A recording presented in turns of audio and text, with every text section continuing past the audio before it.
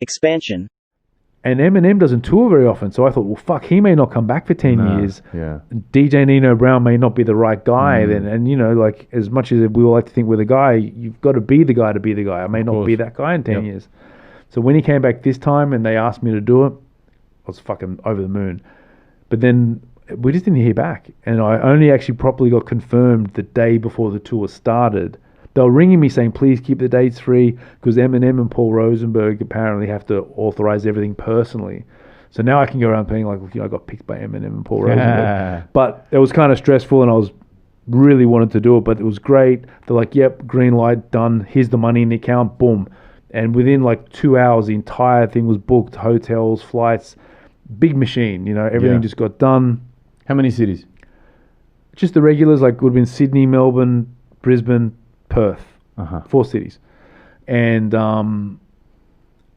you know, I had to get my songs approved. Yeah. And it's funny, not in any crazy way. They just wanted to know what I was going to play in general. Yeah. You know? Yeah. And quality control type thing. Yeah. And fair enough, you know, Eminem's the biggest artist in the world, you know? Yeah. But, you know, backstage, it was cool. Everything was very tight. Security was tight. You know, there was definitely no fucking around. There was no women backstage. Cameras? There was no...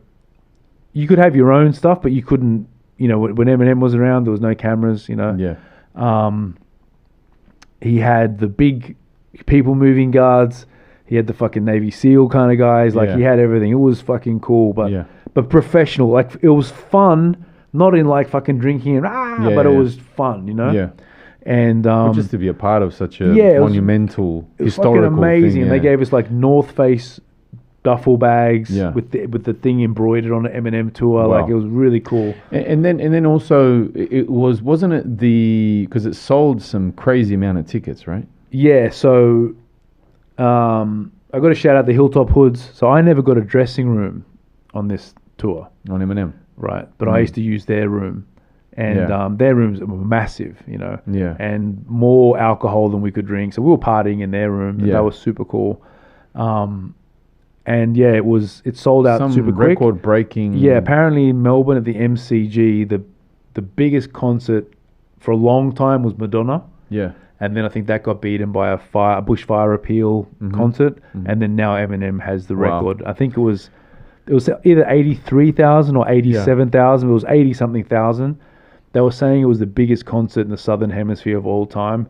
Which I feel, I don't know if that's right, because I feel like in South America they've got things. But what it might be is it might be in like a concert venue where South America... maybe a stadium. Maybe. Yeah, because they have those things with hundreds of thousands of people, but they're sort of outdoors, right? Yeah, but Maracanã Stadium in Brazil, still the biggest stadium in the world, holds 200,000 people. So look, I don't know, but sometimes over this side of the world, we kind of make those claims. The Southern Hemisphere. Yes, exactly. Just because it sounds really big, but I mean, I'm going to say it to everybody. If it helps me out. No, you can have it, man. I'm not trying to take it off you. But that was cool. And the funny thing was it was an interesting experience. Like, you know, Royce the 5'9" was on there. He's a beast. But he went on before Hilltop Hoods.